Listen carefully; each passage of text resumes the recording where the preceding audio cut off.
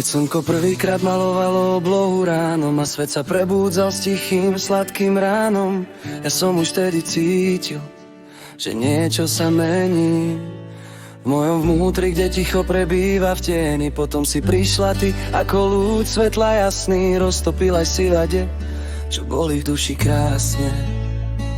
Srdce, čo spalo, sa zrazu prebudilo a s tebou po boku všetko sa zmenilo. Láska je melódia, čo hrá v nás dvoch stále, rytmus, čo nás spája, aj keď sme ďaleko. Je to plameň, čo horí, aj keď vietor fúka silno. Náš príbeh je napísaný tak krásne a silno. Láska je prísľub, čo držíme v dlaniach, most, čo spája duše, aj keď sme v ďalkách.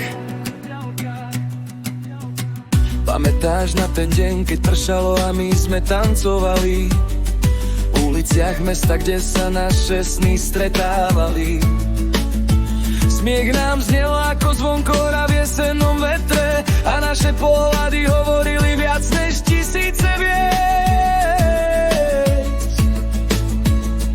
Každý dotyk tvojich rúk ako elektrický prúd prechádzal mnou, dával mi nový smer, novú púť. V tvojich očiach som videl celú svoju budúcnosť, bez strachu a obáv, len nekonečnú prítomnosť. Láska je melódia, čo hrá v nás dvoch stále, rytmus, čo nás spája, aj keď sme ďaleko. Je to plameň, čo horí, aj keď vietor fúka silno.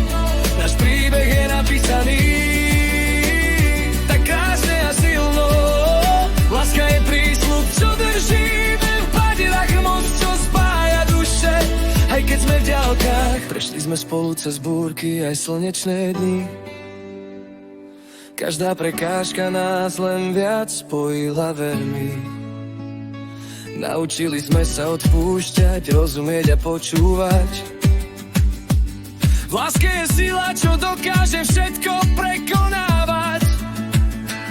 Niekedy ticho hovorí viac než 1000 slov, keď sa naše duše stretnú bez akýchkoľvek okov.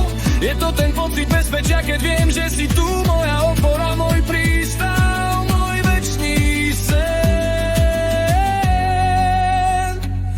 Môj sen. Láska je melódia, čo hrá v nás dvoch stále, rytmus, čo nás spája, aj keď sme ďaleko. Je to plameň, čo horí, aj keď vietor fúka silno. Náš príbeh je napísaný tak krásne a silno. Láska je prísľub, čo držíme v podenách, most, čo spája duše, aj keď sme v ďalkách. Tak nechajme lásku, nech nás vedie dňami, nech jej svetlo svieti nad nami s tebou po boku. Každý deň je dar, ty si moja láska, môj nekonečný žiar.